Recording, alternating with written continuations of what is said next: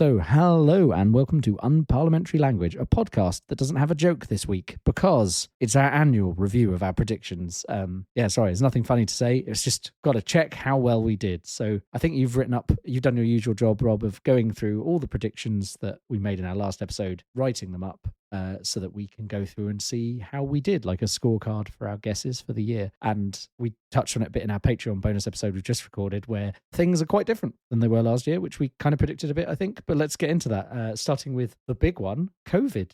So what did we say about that, Rob? Yeah, so, last year we were saying that we thought it would be, that we'd move from pandemic to endemic. We wouldn't have any more lockdowns. Pretty much the government said as much last year, and that's very much been the case. I don't think we've even had any inkling of one being announced.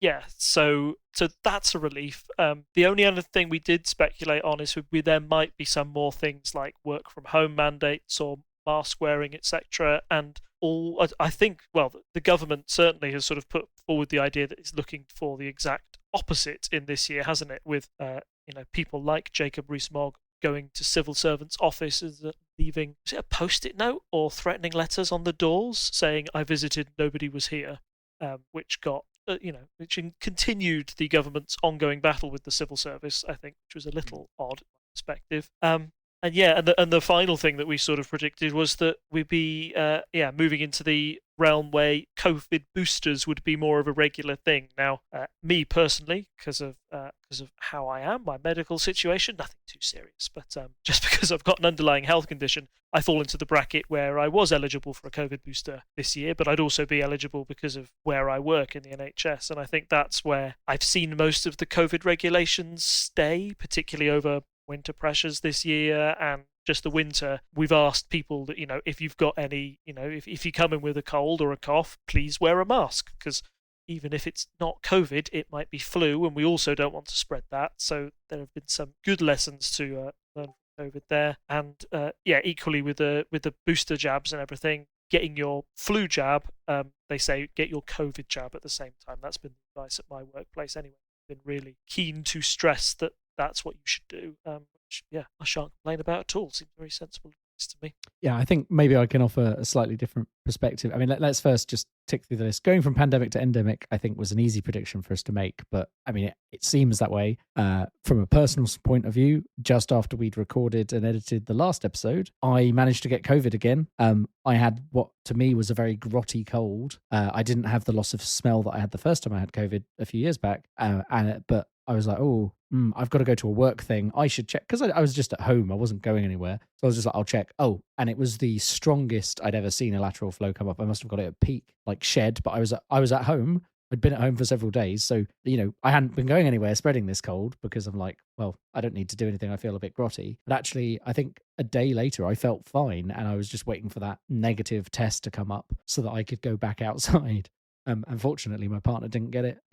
But they had some work things to do. So we basically, now we live in a house and not a flat. It's a bit easier for us to socially distance inside the house while that was going on. But yeah, it was that it felt like you say, like having the flu. Like I wouldn't go to work if I had the flu. I wouldn't go to I would try not to go to work with a big grotty cold. I know obviously not everyone is in that position. I'm fortunate I can work from home most days of the week, so it's not a big problem if I'm like, I'm not coming in this week because I've got a horrible cold. I did it earlier in the year as well when I was like feeling awful. I didn't go into work that week, but I was working from home the whole time. I actually worked all the way through COVID because I never had a day where I felt so bad that I couldn't work remotely. And, I think that's one of those things where there's not my employer, but I know there are other employers being like, you have to come into the office and stuff. And it's like, well, if you have a job that doesn't require you to be somewhere and you can do it remotely, maybe you don't have to come in every day. This kind of, I think one thing we haven't seen and we didn't talk about really is how work from home stuff would kind of balance, because I feel like there are a lot of companies and institutions who haven't quite understood that how great it can be to have remote workers. I'm fortunate that I work in a role that, while it's not technically remote, I can be remote if need be. And it's like a bit more of a sensible split between office and from home. I think like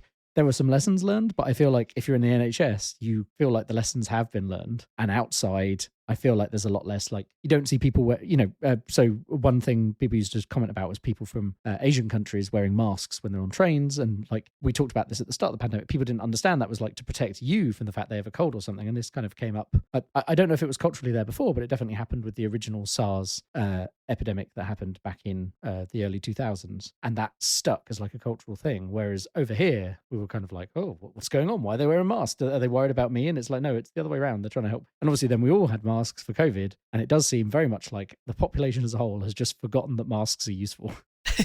Like I've transitioned this year from being public sector to private sector, so I was working in a hospital, and I still get some emails from that. I still do some stuff to do with the uni, but outside of work. And so yeah, I still get those emails being like, oh no, now we're back to wearing masks in the hospital for a few weeks because like numbers are up. But outside of that, it seems like everyone has forgotten it was a thing, which is kind of strange. Like you said, yeah. So going from pandemic to endemic, tick. Life with COVID, no more lockdowns, tick.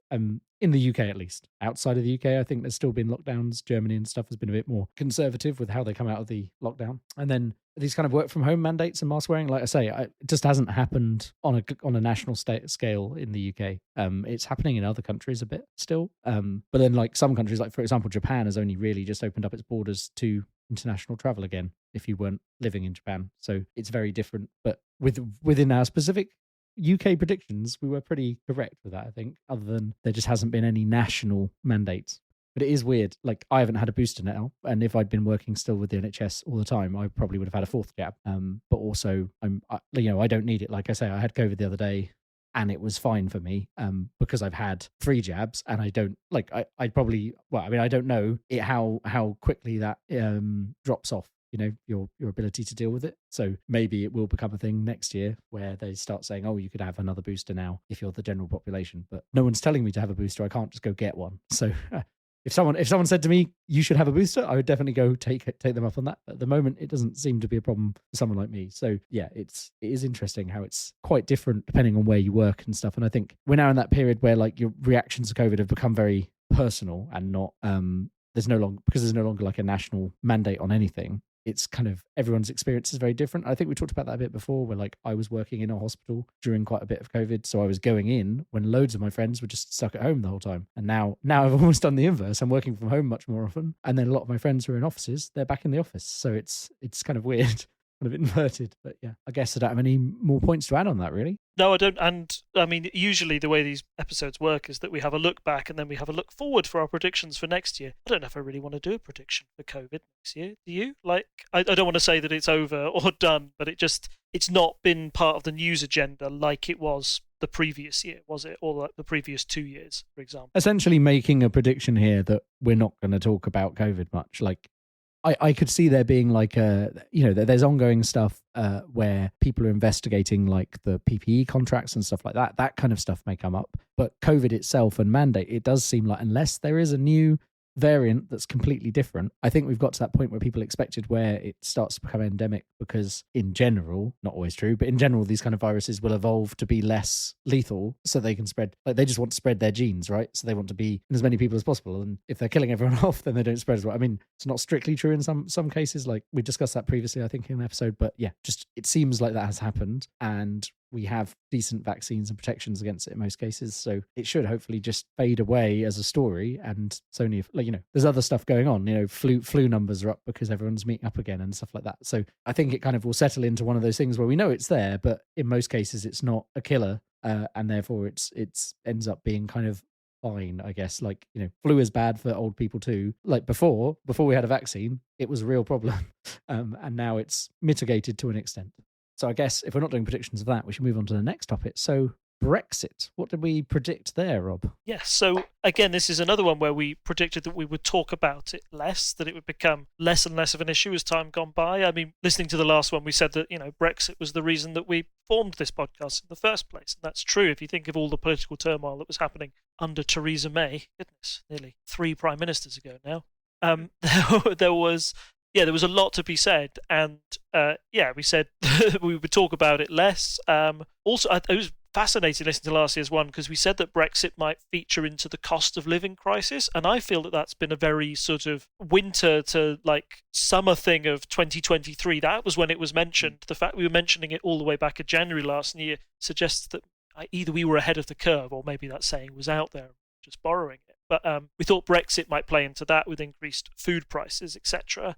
As it has been, I think that once again we mentioned last year how hard it was to pinpoint where exactly something is Brexit or if it's just the economy.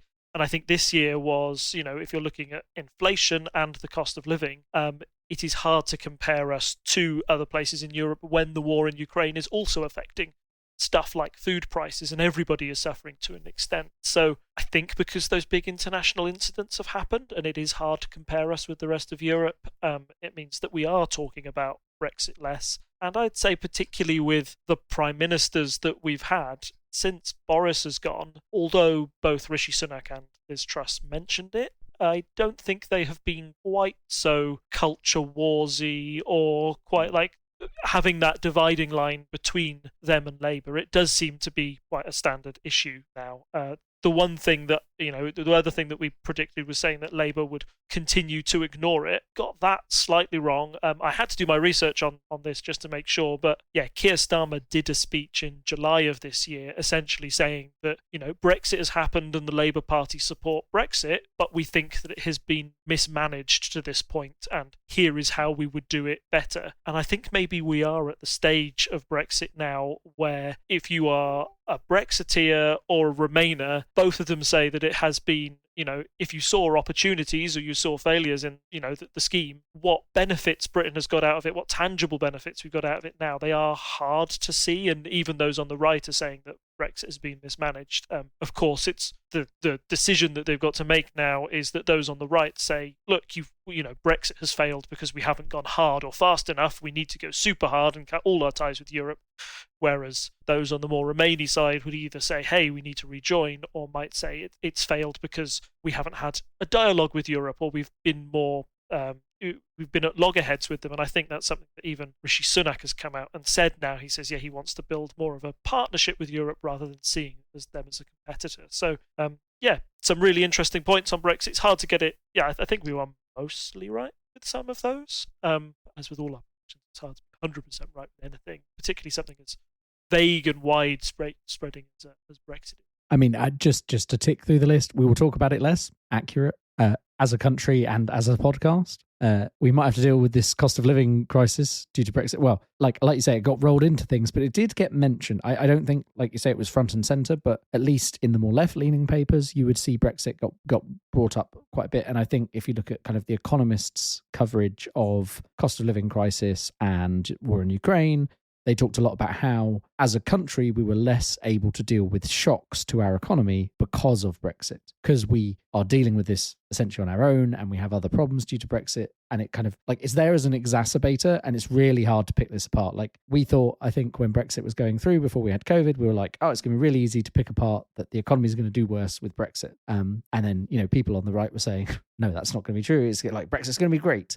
And I think, like you say, it's been mismanaged, etc. But we've had a number of large outside external shocks to the economy that have basically made it really hard to pick all this data apart. And I'm sure it will make multiple interesting thesis topics for PhD students in economics for years to come.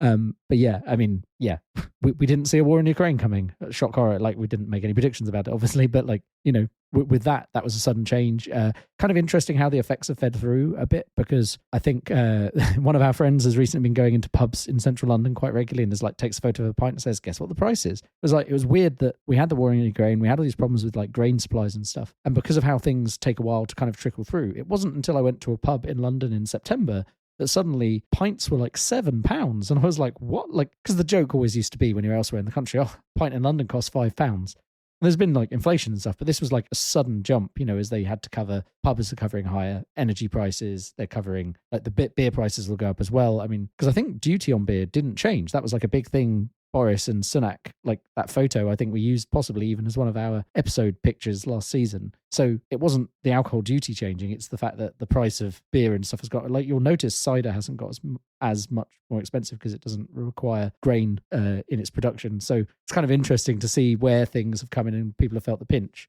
Food prices have gone up overall, but it's kind of been much more staggered. So it has been bad around Christmas time for all the reasons that's a hard time for people anyway. But kind of throughout the year, prices have kind of slowly gone up in some areas, and in others they've lurched up, which has been interesting. But we didn't predict any of that. It's just to put it out there. And I guess, it get mentioned in those areas. So I guess, are we going to do predictions now for each section? Is that the easiest way to do it? Yeah, I think that's how we've done it in the past. Yeah. So any Brexit predictions? I mean, I think it's fair to say we'll probably talk about it less again, unless I can't foresee off the top of my head a big thing on the horizon related to Brexit. Like there are ongoing squabbles about various legal things to do with Brexit, but because we've left now, I think it is going to slowly fade away and only kind of be there as a list of contributing factors to things that are bad. Yeah, I think the only thing that might make it more into the news is if the Conservatives decide they want to start talking about it more. So if Rishi Sunak sees that Brexit is a boost to him, or thinks that can give him a bit of a boost in the poll numbers, he might do that. And that's what Boris Johnson used to do when he was in charge. He might bring it up, or, it was his favourite thing to say during Prime Minister's questions to Keir Starmer is like, that man from London was a Remainer and he's still trying to pull the wool over your eyes. And that was about the only time we heard about it. Rishi Sunak doesn't seem to be going down that line. Thank goodness. I mean, the Prime Minister's questions is a lot more interesting. But also, I don't think that's what Rishi Sunak wants to frame himself at. There will be, we have noticed that there is there's still a divide between the Remainers and Brexiteers, be that culturally, be that how they vote, etc., etc. But the core issue of Brexit seems to have faded away, and there are other divides in society that are separating. So, yes, I do think about it far, far less. And it'll probably, just because it's not dominating the headlines like it used to. Even the right-wing newspapers like the Express or the Mail, I hardly see a big headline from them about Brexit or Brussels unless, say, some big legal issue is going to. So it's going to fade away slightly. Yeah, I think it's possibly fair to throwing in a prediction for the year after. I think it's the kind of thing where if talking about it ramps up, it will be in the lead up to the next general election. I think there's probably a chance it still is useful in certain seats for the Conservatives to talk up, well, we were always pro-Brexit, blah, blah, blah. But that's not happening this year, so not a problem. And there I go, predicting we won't have a general election this year. So we'll see how that holds. But I think that's probably a safe bet based on the polls, which leads us into the Conservatives. What did we think about them last year? How well did we do? There's a lot in this section, so let's have a look. Okay, so first of all, let's deal with the Boris question. I think it was one that you the Boris in the room. Yeah. Was he going to stay? And I made the prediction that yes, he would be Prime Minister by the end of the year, essentially on the fact that he had survived a lot of crises before. The Sue Gray report was delayed. As we were recording the one last year, that's when all the stories were breaking out about the Christmas parties and the drinking in Number 10, and I pointed out that those things weren't necessarily Boris. So that I didn't think that scandal would bring him down at all. You, on the other hand, just went for it. You said, yeah, sure, Boris Johnson's not going to be Prime Minister by the end of the year. And boy, were you right. I think I possibly had that same level of swagger there. I just went, yeah, sure. I was like, you said no. And I went, well, we've got to make this interesting. I'll predict he's gone for something. Yeah. The funniest thing was that I was listening to our sort of roundup of what we'd said in 2020 or 2021. We kind of said that the year before, I'd said that Boris Johnson's probably one big scandal away before he's going to go. And we had the Sue Gray report, and that didn't topple him. So I adjusted. I said, look, this guy can survive any scandal. He's untouchable. And of course, it wasn't parties that brought him down in the end, was it? It was the Chris Pincher affair that ultimately led to MPs feeling that there was something where he couldn't lead the party anymore. So, yeah, I think it's fascinating to see that there are lots of reasons why Boris Johnson failed as a leader and reasons why he succeeded to last for so long. He succeeded for so long, in my opinion, because he had some sort of charisma and election-winning ability that no Conservatives had. He was able to keep the polls at a steady 40% for them. Even when he was disliked by the general public, there were still a lot of people who would always back him. His big problem was party unity and how many MPs were willing to toe the line that Boris was telling them to say. And particularly with the Chris Pincher affair, where we saw kind of a drip of Downing Street changing the story about how much they knew. Oh, we didn't know anything. Oh, we knew there was a report, but we didn't know what it was about. Oh, there was a report and we didn't know what it's about, but nothing's been proved, so it was okay that he was chief whip, to that just all breaking down and having ministers refusing to do interviews in the morning. I think I was stunned by how quickly the fall of Boris came in the end, and how I wasn't shocked about how long he tried to hang on, where you had farcical scenes where you have an education secretary for a day and then they disappear. We had a Chancellor of the Exchequer for 3 days and it went just most people in that situation would have seen the writing on the wall, but Boris Johnson was trying to appoint new people right up to the night before, till I think it was January the 6th, 7th of July when he eventually resigned and said, I can't take this any further. So fascinating. I didn't predict that, but big congratulations to you, Tom, for being right on that one. I'm just going to continue the trend in the future of just, you can have a measured and sensible take that may or may not, which will probably be accurate most of the time, and I'll just swing it into the stands and just see what happens. I think one other prediction we have in there is we said there'd be an early general election if a new leader came in and there was a bump in the polls. Now, I would argue we're correct there because a new leader came in, but there wasn't a bump in the polls, so we haven't had a general election. And I guess if we're looking at predictions for next year, I'm happy to extend that prediction. I think there won't be a general election this year because Sunak has not had the Sunak bounce everyone's talking about. And unless something really bad happens to Labour that causes a bounce back to the Conservatives, I think it's a solid hold on to power until they time out and have to have a general election at the usual time. Yeah, it does appear like we didn't predict that any new Conservative leader would be in for 3 months until they got rid of another one. I think we do have to take a step back and say what an extraordinary year it has been for the Conservative Party, and that nobody could have predicted what happened. Talking then about like a polls bounce, the introduction of Liz Truss into the public ecosystem to see what she could do was pretty much proved to be a disaster from the day after the Queen's funeral or in the days past, because she did have a bit of a honeymoon period after that, because essentially the country was in mourning. There was sort of news coverage was solely dedicated, it seemed, to the death of the Queen rather than any political issues. And it was in a couple of days of the funeral where Liz Truss and her then Chancellor Kwasi Kwarteng announced that mini budget that everything started to unravel and all hell broke loose. So yes, a very interesting year for the Conservatives. We might talk about the polls later, but it certainly hasn't been a great one for them going forward. The other thing we talked about last year, and I think this was really interesting, and again, this is one where I have to congratulate you, Tom. Right. We were talking about things that could unseat Boris Johnson, and I mentioned depended how the local elections went, because that would be proof of, Boris Johnson already suffered some big by-election defeats in the year previous. The big electoral test that he had to pass in 2022 was those by-elections. And I was sort of thought back to when Theresa May was really in trouble, when the Conservatives were coming fifth in some by-elections, behind the Brexit Party, Labour, Lib Dems, and the Greens. It wasn't that catastrophic for the Conservatives this time round. However, when you have a look at the numbers, the Conservatives only had about 1,200 seats to defend compared to Labour's 2,300, and where Labour only gained about 33, the Conservatives lost about 236 it was in the end, and that was mostly to the Lib Dems. We'll talk about them later, but they had a really good year, I think, in 2022 as well. So, a lot of predictions on the Conservatives there, what was going to go wrong, what was going to go right. I don't think anybody quite predicted that they would have such a tumultuous year. Couldn't predict, but yes.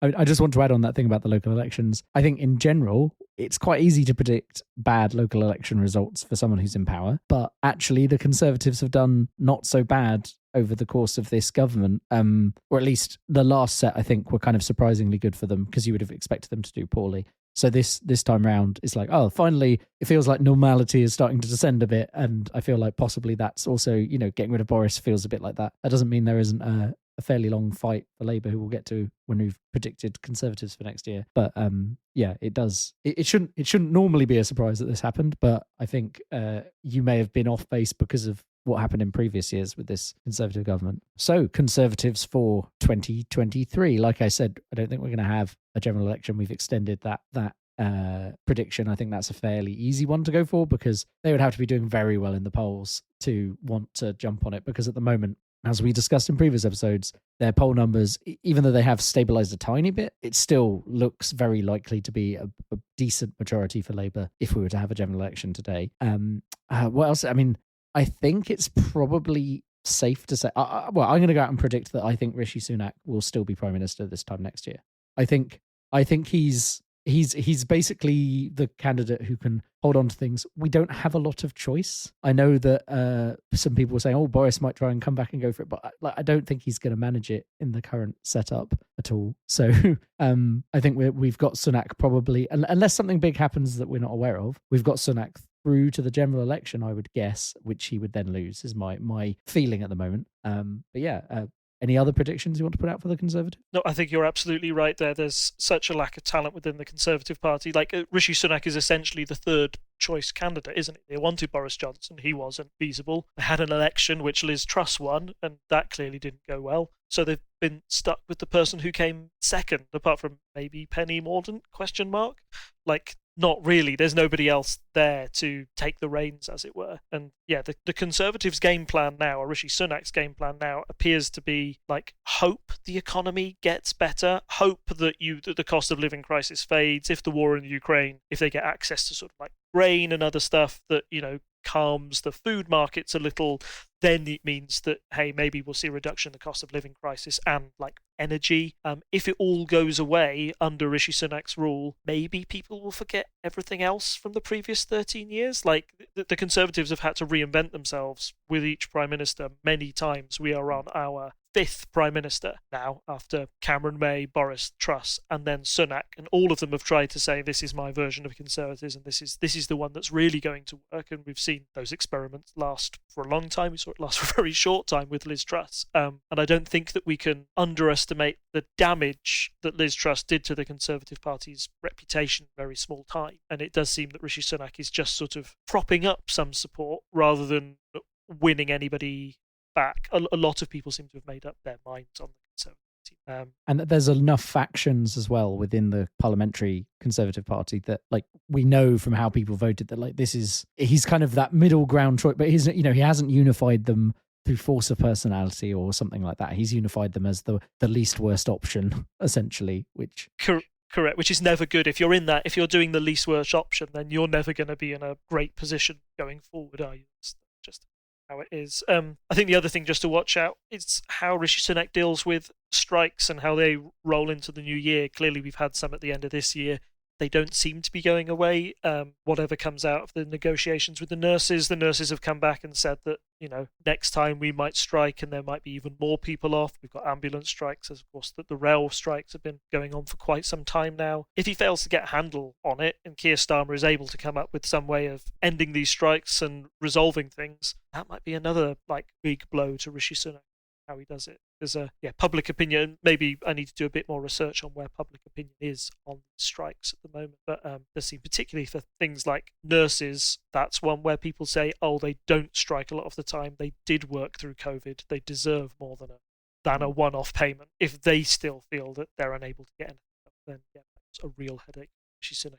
Yeah, so we talked a bit about what Keir Starmer might be able to do in the next year. So I guess it's on to Labour. So I think we were a little worried, weren't we, about where things were going for Labour last year. I think things have ended up quite different. So what did we predict for Labour last year? Yeah, I think we were worried for Keir because you'd had Boris Johnson in quite a few weak positions, particularly like the Sue Gray report, his accusation that he lied to Parliament, stuff like that, and still Labour weren't having the big polls breakthrough that they wanted, or at least they weren't able to sustain that. They had a brief bump, and Boris had a brief fall after those initial allegations came out, and then the Conservatives sort of recover as everybody forgot about it or made up their own mind about it. We also, felt that, I felt that Labour's big opportunity might be in the local elections. As we've already stated, that was where the Lib Dems really shone, so they didn't really make those inroads in there. And finally, we said there was sort of no chance for Keir to be removed as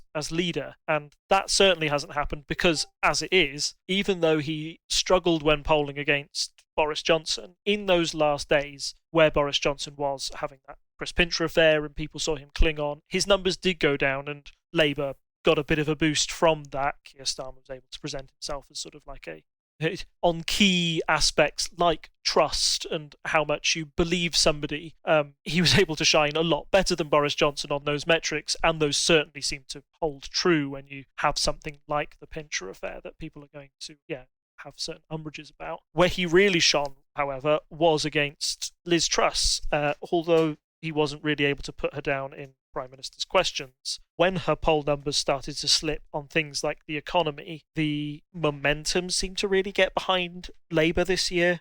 In particular, I remember when it was party conference season and you had Liz Truss sort of having quite a really torrid time of it over there. She was talking, there were ums and ahs about whether Kwasi Kwarteng would be her chancellor by the end of the conference if she was going to stay the course with their economic plan. She said she would, but then she went back on other things, and she went back on a few other things, and after the conference, she'd got rid of Kwasi Kwarteng altogether. On the flip side, you went to the Labour conference, and they felt like a government in waiting. There was that buzz that this was their moment, this is their time. Now is the time to really put forth their policy ideas and agenda. And we saw that with ideas like British energy. Was it Great British Energy? I believe that they called it a national energy scheme, saying, no, we'll run it a bit like EDF. We'll sell it to the public, but it will be owned by the government, and this will be a way of ensuring energy security in the future. Stuff like that, big policy ideas that seem popular, they appear like a government in waiting, and Keir Starmer himself as a Prime Minister in waiting. So, I think it's been a better year for Keir than any of us predicted. That might just be helped a little bit by how much the Conservatives have imploded themselves in that time, but he was at least able to sustain that poll lead. Like we say, even though Rishi Sunak might be getting a little bit back from where they were from Liz Truss, to be honest, it was very difficult to get lower from where Liz Truss was. Keir Starmer is still maintaining that lead over Sunak and seems to be at least his equal when it comes to stuff like Prime Minister's Questions as well. Yeah, I mean, I think I don't have much else to add, really. He wasn't removed. He's in a good position. Like, what else can we say? I think, I mean, I don't want to rule out the possibility the Labour Party can do something stupid. But I think at the moment he's in a good position. We were a bit worried last year. I think, as you say, he's had a good year, and that probably puts him in good stead in the lead up to the general election. As things are at the moment, he would win a general election. So, when you're in that position, you're not going to suddenly change things around, are you? So I think that's where we are. I think it's probably a fair prediction to put in for next year that we'll still have Keir Starmer in charge of the Labour Party. I think that would be easy to go for. I wonder how the polls will go. I think at the moment there's a clear gap. But like you say, if things like cost of living crisis and stuff improve and Sunak gets a few wins that he can attribute to his leadership, then that gap could narrow. But without like a clear, obvious scandal or stupid thing on the horizon, then I don't think there's much worry for Keir Starmer at the moment. Yeah. I don't know.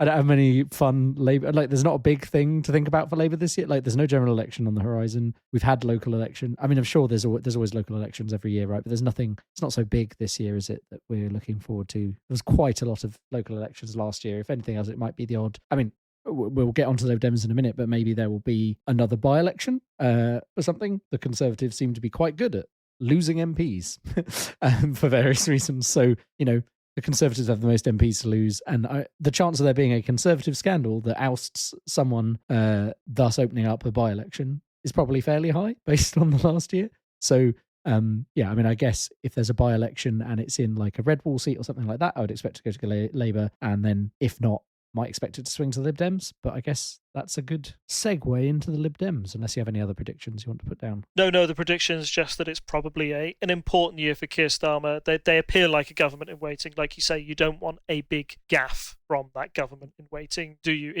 It's his to lose now, it feels like it, rather than he's got to overcome Boris Johnson and win it. Everything's set up for them. Just don't mess it up. And as people like myself are always persuaded to, on the left, we've had a few situations like this, like referendum. We had a referendum on Brexit. We had a referendum on first past the post. All the polling suggested that that would go our way, and of course we know how those turned out in the end. So you never want to sort of go in there knowing what the public's going to do, or assuming what the general public's going to do in a year's time. A lot change and been hurt before, so we'll see what happens in the future. So, as I said, on into the Lib Dems. Not really a government in waiting or anything like that, so I guess there's a bit less to talk about the Lib Dems. It looks like we only have 2 predictions there, but I think they might have both been correct. So, Rob, what were our predictions for the Lib Dem? So the year previous, I'd suggested that the Lib Dems didn't really have much going for them. Now Brexit was fading away. They've mainly been a Remainer party, and the one clear source of we will rejoin the EU. That was our rallying call. and now Brexit become less of an issue, I felt that they might struggle to find their own USP. However, in the last year or so, their USP appears to be, we're not the Conservatives and we're not Labour. And that appeals to a lot of people, particularly in those rural constituencies. So we'd seen them having a lot of success in by-elections the year before, taking historic Conservative seats away from the Tories for the first time in like 50 or 60 years. They continued that trend again in 2022, particularly seeing lots of success in the local elections and being able to take rural Conservative councils out of Conservative control and back under Lib Dem control. The one that sticks in my mind the most, because it's local to me, in Somerset, that was one that had been Conservative owned for a lot of time, and a lot of people were expecting the Conservatives to win that quite comfortably. I don't think it was on one of their hit lists. However, the Lib Dems were able to take it quite convincingly in the end. So, really good year for the Lib Dems. It will be really interesting to see if they can sustain that type of success with a leader like Rishi Sunak in place. Personally, I think one of the reasons that Lib Dems were able to convince so many Conservative voters to switch and swing over to them was because that Boris Johnson had a particularly sort of hard Brexit, right-wing social agenda, and that made some people uncomfortable. They were fine with some of the Conservative economics, just not so much with their social agenda. Rishi Sunak might soften a bit on that, or at least he appears to have softened a little bit in comparison to how Boris Johnson and Liz Truss goes, although that is remains to be seen on a couple of key issues. I think their possible overturning or nullification of like the gender recognition bill in Scotland, the way Rishi Sunak's tackled that is very much in the vein of what Boris Johnson or Liz Truss would have done on the matter. He doesn't seem to be a compassionate Conservative in that sense. But yeah, I think for the Lib Dems, looking back and looking forward, they've got to see where they can consolidate on the success. If there's a general election, what seats are they going to target? Are places like the Southwest, for example, where they've traditionally had Conservative support, and those have been Conservative Lib Dem marginals, that's where they'll be looking to try and get more seats in Parliament and again establish themselves as a force in British politics. I think it's available to them now. I really do. I'm not saying that they're going to have sort of like a Nick Clegg bounce, or people feel that there could be another PM in there like it was back in 2010. But certainly they'll cause a lot of problems for Conservatives in that blue. And I think our other prediction was that they would continue to be cringe, which, as you'd mentioned, a blue wall is a perfect chance to remember Ed Davey with a small orange mallet knocking down a blue wall symbolically. The Lib Dems have always been quite good at that kind of silly publicity stunt because, I guess they've got the time when they're not in power. I don't have much to add there. I think, if you were to describe the three parties, we know that Labour's fairly left. Although not as left as it could be if it was another country that's not the UK, that's already fairly right as a country. Conservatives are right, and then the Lib Dem USP, as you say, is not being either of them, but they have the kind of fiscal conservatism of the Conservatives while being probably more progressive in a lot of ways than the Labour on social issues. So they can kind of find a place for people. And it's probably why they did so well with students back in the day before all the issues with the raise in tuition fees, was that they could sit there and say, well, look, we're going to look after money well, but also, pro-LGBT rights, etc., without some of the baggage that Labour has in those areas where Labour kind of hasn't pulled through in the way people would expect. I think we can probably predict again they're going to continue to be cringe. That's the Lib Dems all over. I think, like I said earlier, if there are by-elections for whatever reason, I feel if they're in red wall seats, they might switch back to Labour, because those are the kind of seats where people are like, let's give the Conservatives a try. Oh, I don't like this. Cost of living crisis, etc. You can see those flipping back quite easily. But as you say, in rural areas that aren't red wall seats, weren't traditionally red wall seats, I think you will see people, because they go, look, I'm not liking what the Conservatives are doing. Here's a party that's talking my language financially, and as long as you're not supremely homophobic or something, then you're probably going to go, oh well, they sound kind of what I want, and they're not conservative. So yeah, I think that's probably fair to predict. Don't have much else. I mean, Ed Davey's going to be leader for a while, I guess, because he hasn't he's doing well at elections. So unless he does really poorly at the general election that's on the horizon, then he'll be fine, and that's not this year. So Ed Davey will still be there. Anything else, Lib Debbie, we want to try and predict? No, I think I'm happy to move on to our next prediction. It's okay. Scotland. Well, I don't think we predicted much, did we? What did we predict for Scotland last year? That was more a reflection on the previous year. I'd said that like Scotland's going to break it big. The Lib Dems are nothing. The SNP are going to be the ones to look out for. Instead, not much has happened with the SNP. They have continued to do what they do best. The one sort of like prediction that we had was that they would call for an independence referendum and the Conservatives would reject it. But I might as well be predicting where bears do their business and in which forestry establishment they're going to do. That is always going to happen. There's the two core, tenets of those parties is that one will ask for independence and the other will say, no, you're part of the union, you can't do that. So, there hasn't been, looking back on it, or at least from our point of view, or where it's hit the headlines, Scotland hasn't really hit the headlines as much or been different to the UK. I think particularly in those COVID years where we saw the SNP taking a slightly different policy on lockdowns and how they were managing their healthcare system. It was quite interesting to see the difference and maybe some of the follies in our system. And even when you compared it to something like exam grading back in the time, remember we had that huge kerfuffle over how exams were graded during COVID and the predicted results, for example. Scotland also had those crises, but learnt from it and went forward. But now things are turning more back to normal and we're seeing more unified government on some issues. Scotland doesn't really feature in the conversation that much. As I mentioned earlier, when I was talking about Rishi Sunak's sort of cultural ideology, one big piece of news I think to come out of Scotland is that gender recognition bill. That's very progressive, and I think it's excellent that Scotland has the power to vote on issues like that, and I think it's a good test for the UK to say, hey, look, you can have these powers and nothing like, for me, it's something like, you have those gay marriage bills. It's like some people predict fire and brimstone and all hell breaks loose. It's like, no, nothing will happen other than people will generally be happier and be able to go about their day. I hoped that would be what we'd learn from it, although the UK government, the one run by Rishi Sunak, seems to be digging its heels in. So, something to look out for in January in the new year to see how that one progresses. But for Scotland as a whole, we've got no big elections coming up this year. To my knowledge, we've got no big power shifts.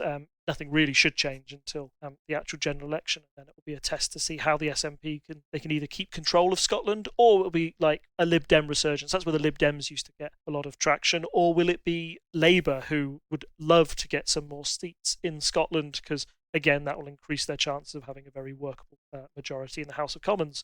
Yeah, I think that's quite a good summary of what's happening in Scotland. I do think the potential legal fallout of this stuff going on with gender recognition could be interesting, because it was fairly hotly contested within Scotland, but it got through, which people weren't necessarily expecting. The UK government has pushed back on it. Interesting to see where that comes up with devolution, because I think Nicola Sturgeon last year put through an attempt for another referendum, as you say, and it went to a legal challenge and it got to the Supreme Court and they said, no, it's not within your powers to do this way. So now SNP are kind of saying, instead of their election being a mandate for a second referendum, it's more of like a kind of a thumbs up.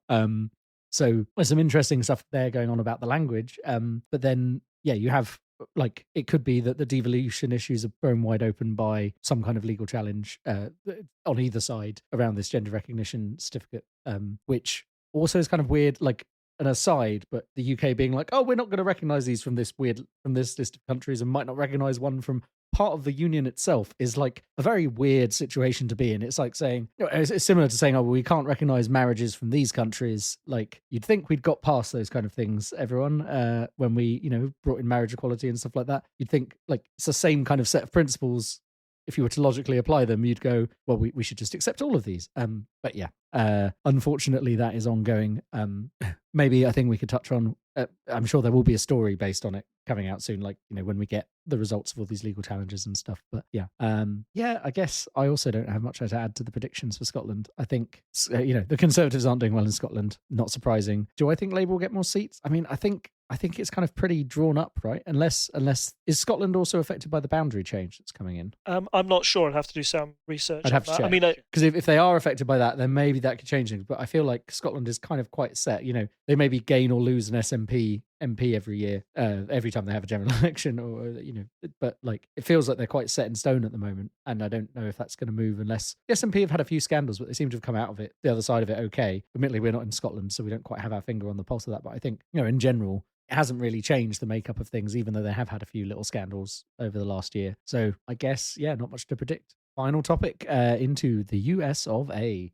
Well, they've just had some elections, so we predicted stuff about that. Where did we fall? Yeah, so we were thinking that in general it was going to be quite a tough year for Joe Biden. Historically, always with the party that is in power, and when they controlled all three chambers for the past 2 years, so that's the presidency, the Senate, and Congress, usually the US populace likes to hit back in some way and limit that power. We thought particularly where Biden was polling at around about 45%, which was comparable to where Trump was at the same time in his midterms, that there seemed to be like a floor of about 45% for Biden.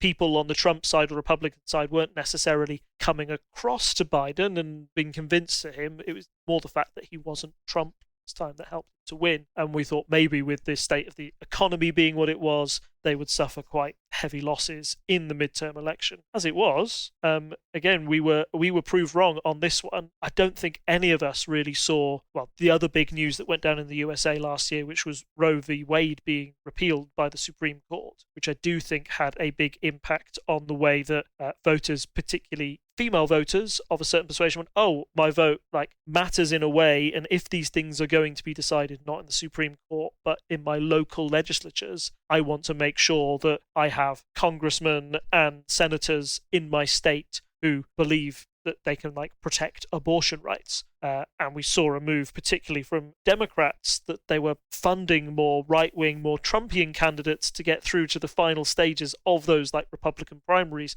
to get the more extreme candidates in because they felt they would have a better chance in congressional and Senate elections against the ones that are more right-wing rather than somebody who's more moderate. And it does seem to have backfired. The Trump-backed candidates, for most of their part, failed to either unseat or get re-elected during the midterm elections. The only success the Republicans really had in the end was a very small majority in the Congress. Even that seems to have backfired for them, with a display of party disunity, particularly amongst about 15 or 16 of those on the extreme right of the party, who made it a real issue to get a speaker elected. It took, 15, 16 times in the end to pass the vote for speaker that was just simply unheard of before now. So, yeah, we predicted quite a rough year for the Democrats, and actually they've probably come out of 2022 thinking, boy, that could be a lot worse. They've got work to do if they're going to win in 2024, but they do seem to be able to have found a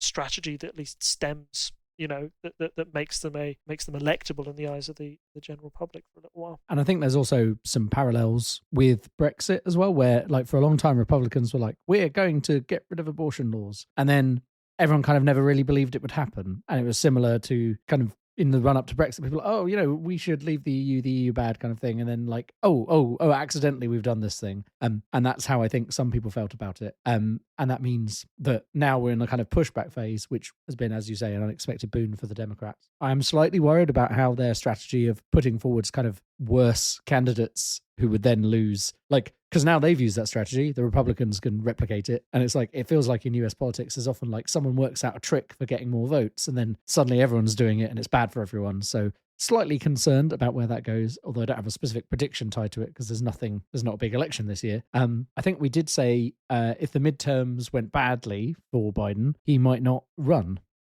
Interesting that they went well, because now, as a story we haven't had a chance to touch on, and maybe that'll be one of our first episodes into the new year, but now there's this issue with some secret documents that he had in his garage next to his Corvette. And that's interesting because it kind of is a parallel with Trump holding on to documents, although it's not the same. But you can see how Republicans will spin it as the same thing, like, oh, they're coming out, and now there's a special counsel investigation. So one would have expected Biden probably to announce his candidacy fairly soon to run for the next their next election, and now maybe it's been put on the back burner while this gets dealt with. So it's interesting where that's going. Do I think he will announce he's running for president? Yes.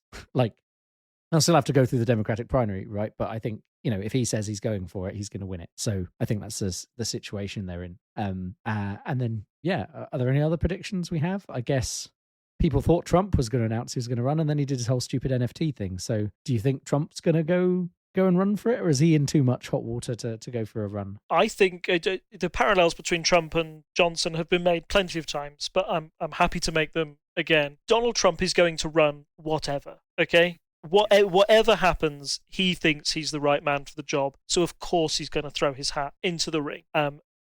The real question is can he win, and does he have the support of people, and would it be wise for him to win? In my suggestion, I think no. I think for the Republican Party, it would be bad if he won, just because he is again implemented in so many scandals. He's still got the January 6th investigation. He's still got these documents. He's still got his last time as president, where, reminder, he lost the last presidential election before his supporters tried to storm not the White House but the Capitol building. Like, there's an awful lot to say that there's an awful lot to say that Donald Trump shouldn't run for president again. And I do feel that if DeSantis was to run instead and win that election, Republicans would have a far better chance of winning the presidential election against Biden than if they did Trump again. But yes, my bold prediction is that Trump will not see the writing on the wall and will run again. And then it's just a question of, will those old supporters get him through? Are there enough hardliners within the Republican Party itself that will always vote for Trump, that will get him through that internal contest? And then will he see his hubris if he goes to a presidential election? I'm not sure. Yeah, it makes for very interesting times in US politics. Certain things certainly haven't got any easier. He does like to remind us that he's still around. Yeah, and I think you're probably right that he'll go for it because that's the kind of person he is. I think some people were saying maybe the fallout from the NFT stuff would cause him to not run, but I think he would run anyway, because also he seems to think if he gets in that he won't, all his legal issues will go away. And even though I think it's been shown that that's not the case, he might run on the risk of like getting in and being able to say, "Oh, I pardon myself again," or something like that. So, yeah. I think it's probably in his game plan. Any other kind of left field things we want for you? I mean, there's going to be people running. So presumably, if Biden throws his hat in the ring, then Kamala Harris has to go for a second time as VP, right? She's not going to go against him in that primary. If he's definitely standing, presumably she's going to say, "I'm going to be VP a second time." Oh yeah, certainly. I don't see that they're suddenly being her with, I don't know, cashing in the Money in the Bank contract and top 10 anime materials. Her suddenly doing something. It would have to be, if she was to run, it would only be because Biden himself said, "I don't think it's right for me to run, but if you supported me, Kamala's going to run in my place." The only way I see her running. Apart from that, might be my lack of knowledge on the subject at the moment, but I don't see I don't see the other person in the Democratic Party who's making a name for themselves who would be ready for the presidency right now, or has that kind of sway. There doesn't seem to be an Obama coming up through the ranks, somebody who has that great charisma that says, "Yes, I am the person to lead forward a new vision for this Democratic Party." I know a lot of people might point towards Cortez, but I just don't think that she might be a little bit too divisive. She's almost in the Bernie Sanders camp for me. And again, if Bernie Sanders runs, Bernie Sanders always runs. That's what he used to do. It was almost like in the Labour Party, where one of Diane Abbott, McDonnell, or Jeremy Corbyn would run in the leadership election as a far left candidate. That's just what they did. And it just so happened one year that, oh my goodness, yes, there seems to be this big swell behind us. I think Sanders had his time. There's that question of age over him, which means that I don't think he'd be the most dynamic candidate, and the fact that he's lost 2 on the trot, quite high profile as well. I don't think a third run would do any good for Sanders, or if he won, it would certainly be at the detriment for the Democrat Party. What I think you'll see in the coming sort of 2 years of politics in the US is that the Democrats will try and present themselves as the party that they've got themselves together, they know who they are, they're united, they're presenting a united front. Because have a look at what's just gone on in Congress right now and how difficult it was for Republicans to elect a senator when they have a majority, to elect the speaker when they have a majority, something that should be just one and done in one vote. The fact that they lack that party unity, that they seem to be a party pulling themselves apart. Will your average American look at that party and say, is that a party we want ruling us? Somebody who can't even sort out problems between themselves? Or do we want the stability of the Democratic Party? I think the Democrats are going to be really careful to be goody two-shoes and say, yeah, provide a united front to try and make sure that they appear like an electable party in a couple of years' time. I think that's probably correct. They've got to, but it's much less cut and dry, I feel, than like Labour versus Conservative over here now, where it's like, I feel the general feeling of the populace is that we don't want the Conservatives in power anymore, and we're just waiting for that election to drop. Whereas in the US, it is much closer. And it doesn't help Biden, these things coming out now that the Republicans can easily draw parallels to Trump with and be like, oh, well, he said he was goody two shoes. Look, he isn't. So yeah, I think it's just going to be a lot closer, and it'll be interesting, I guess, with a kind of lame duck speaker in the House, what happens. But it's also not unusual for the second half of the presidential term for a lot less to get done, especially given at the start Biden didn't have that strong of a majority. Now he doesn't have that majority across the two houses, so we will see a lot less legislation, I guess, coming out under Biden. And I imagine that means there'll be more executive orders, because that's been the name of the game since Obama was in, at least. And yeah, it's going to be tough for them over the next 2 years. Cool. I don't think there's anything else we normally deal with on predictions. We've mentioned the polls, so we don't have to go into them again. Yeah, I guess those are our predictions. We did pretty well on our predictions of 2022, except for a few curveballs, mostly from the Conservative Party. And then those are our predictions for 2023. So I guess we'll see you this time next year for our annual review of our predictions. And hopefully we'll see you shortly with our kind of more normal episode in a few weeks, once, the kind of slow news cycle around Christmas kind of picks up a pace. I'm sure there'll be plenty to talk about in a week or two. There always is.